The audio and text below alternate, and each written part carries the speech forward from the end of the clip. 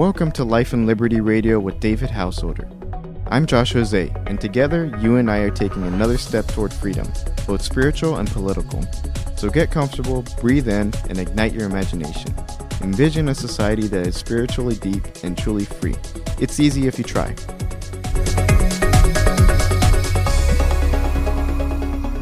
Have you ever thought of spirituality as a language or a religion as a language? I would like to suggest that that's a very helpful way to look at the patterns that our faith follows.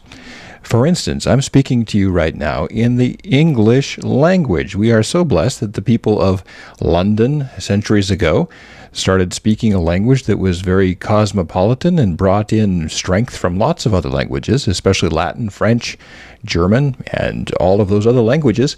And they kind of mixed them together. And in that mixing, the grammar simplified. We got rid of genders for nouns, which is nice. Der, die, das, wer, wie, was. And all of the male, female sort of flags and flavors for languages, for words, for nouns that don't really have a gender, and that's helped enormously.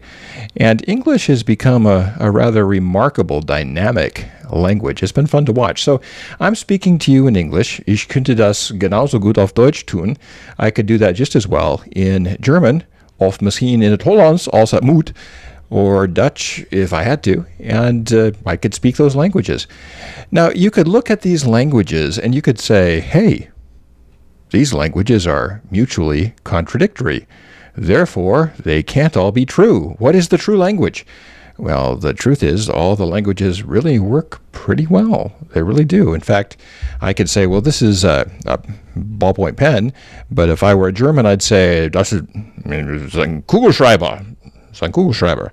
Well, the truth is, it's both. It really is.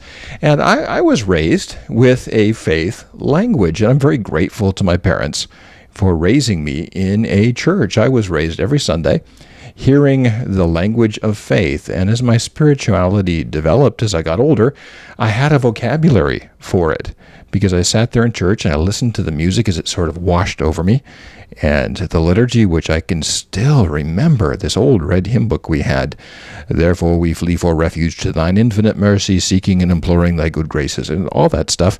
And it really kind of worked for me. It really did. And it gave me a tool chest to work out spiritual issues, because we all have spiritual issues. What am I doing here? You know, the big questions. Who's in charge of all this? Who put this here? Is there a purpose to this, or is this just sort of a random thing that we're all living in? Is there someone or something that made all this that cares about me? Can I communicate with that something or someone? Well, within my tradition, by the time I was in first grade, I could do all those things, and it really did work, and it made a lot of sense. I was able to pray. I was able to think theologically. I was able to ask the big questions, and within my faith system, the Lutheran faith system, I had some answers, and I'm very grateful for that. I also had a Bible. My father brought home a Bible from Israel. It was about 1970, and I hid it under my bed. I think he was going to give it to his friend Bob Johnson, but I think I kind of borrowed it for a long time.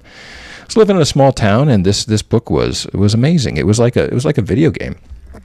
And I enjoyed so much going through the Bible and learning all these stories.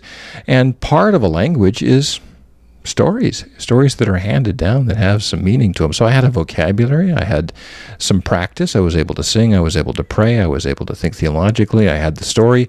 I could sort of see my place in the whole story. And I found it to be very, very helpful. And as I got older, I was able to kind of get out a little bit and see that the rest of the world wasn't Lutheran, and that I could learn some things from some very close by traditions. And the two traditions which I learned some things from were evangelicalism, sort of the Billy Graham people, and also Pentecostalism. Now, Pentecostalism is potent stuff. It is. It's 80 proof on a good day. And I wrote about it in my book, Light Your Church on Fire Without Burning It Down. And this is about my experience with Pentecostalism as a Lutheran. And I tried to use Lutheran words and Lutheran phrases for making sense of this new sort of language supplement that I ran into. Now, I often hear people say, well, I don't want to raise my kids in any one tradition.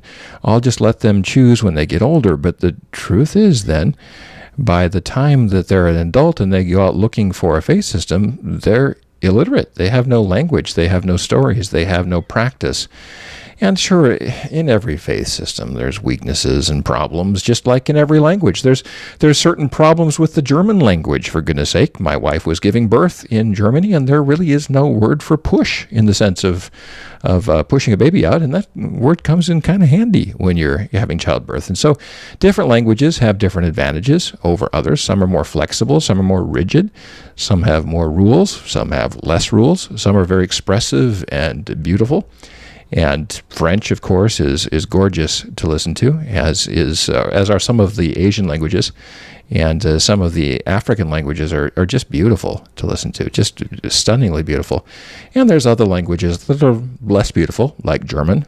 They can turn Eau de Cologne into Kölnisch They can turn Caesarean section to Kaiserschnitt, and they can turn Ascension, when Jesus ascended into heaven, into Himmelfahrt, which, just isn't beautiful.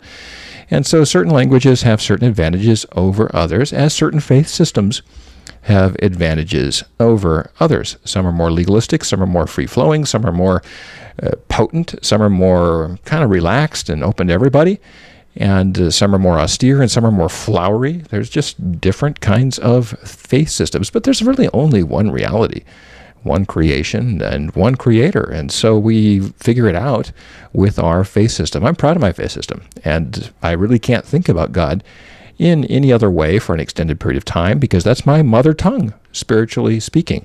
So I'd invite you to give your kids a spiritual upbringing, to bring them to church, to bring them to the synagogue, to practice something spiritual, and then they'll have some real choices when they get older. They'll actually have developed a spiritual grammar and a vocabulary and a way for getting through life. So if you see your faith system as a mother tongue, as a language, and use it, but don't be afraid to look around a little bit and to learn a second or third language. I know that learning German and Dutch, which I'm fluent in, and some of the other languages which I read, ancient Hebrew, ancient Greek, and some others, have helped enormously to my understanding things, and it'll help us understand other people in the world also. So if you're raised in a faith system, trust it, trust that vocabulary. And I'd love to talk to you about mine sometime, so go ahead and contact me anytime. And I just think we ought to just continue to explore what it means to be human and ask those big questions like, where did all this come from? And what are we doing here?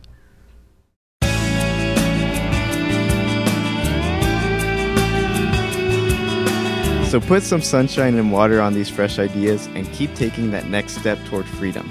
Join us every weekday for the latest life and liberty ideas. The views expressed on this program are purely those of the presenter, and not necessarily those of the advertisers or organizations or persons with which the presenter has a relationship. Please click on the Amazon banner at the top of the Life and Liberty page, and consider doing all your online shopping through this portal. See you tomorrow.